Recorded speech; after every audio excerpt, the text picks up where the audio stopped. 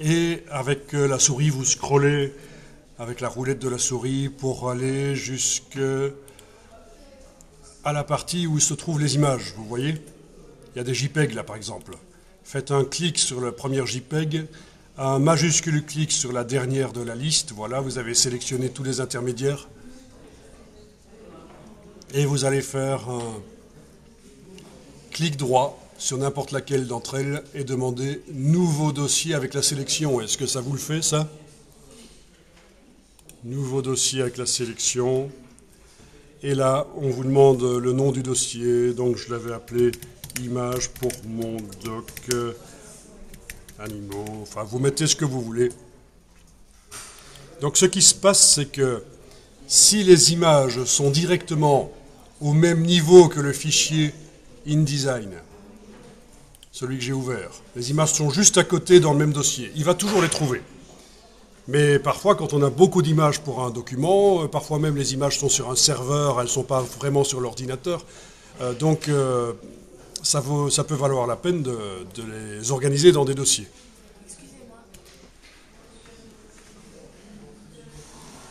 Ok.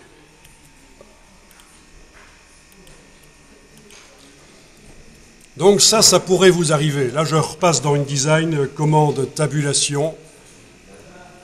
Voilà, ça pourrait vous arriver. Toutes les images, ou une ou plusieurs, sont introuvables quand on ouvre le document. Typiquement, quand on a, quand on a transféré vers un autre ordinateur, c'est ça qui peut arriver. Quand on ouvre le document qu'on n'a plus ouvert depuis longtemps, ça peut arriver. Donc voilà la solution. Dans la palette liens dans InDesign, vous allez cliquer sur le premier lien qui pose problème. Et avec la touche Shift, vous allez cliquer sur le dernier pour les sélectionner. Voilà.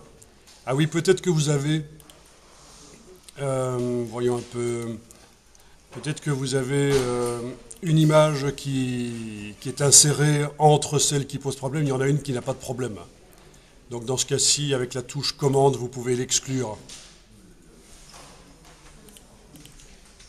Celle qui n'a pas de problème. Ok. Bon, apparemment, j'ai pas déplacé dans mon dossier, là sur le disque dur, j'ai pas déplacé le wallpaper chez moi, c'est pour ça qu'il le trouve. Mais les autres, je les ai déplacés dans mon dossier. Je vous remontre dans mon dossier images pour mon doc animaux. J'ai essayé d'avoir de l'ordre. Je pourrais même faire des sous-dossiers avec les images pour le calque décoration, les images pour le calque image flottante, etc. Des images pour le fond. Bon, alors on va tenter ça. Mais c'est un peu bizarre, on crée un problème, mais c'est pour voir comment le résoudre quand il arrivera.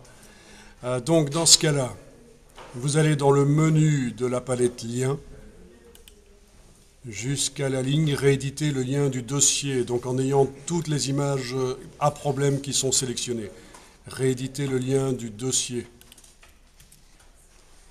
Et vous naviguez jusqu'à votre dossier et vous le sélectionnez, le dossier qui contient les images. Et vous dites que vous sélectionnez. Voilà, sélectionnez. Et voilà, les liens sont refaits, donc si on fait une exportation PDF du document, ce sera correct. Il va vraiment utiliser les images haute définition qui sont sur le disque dur et pas celles qui apparaissent dans le document. Donc si, on est bien d'accord, hein, s'il ne trouvait pas mon image par exemple des feuilles, si le lien était cassé, ça va sortir comme ça. On le voit parfois dans des magazines, dans des publications, des images pixelisées, c'est que le lien était cassé.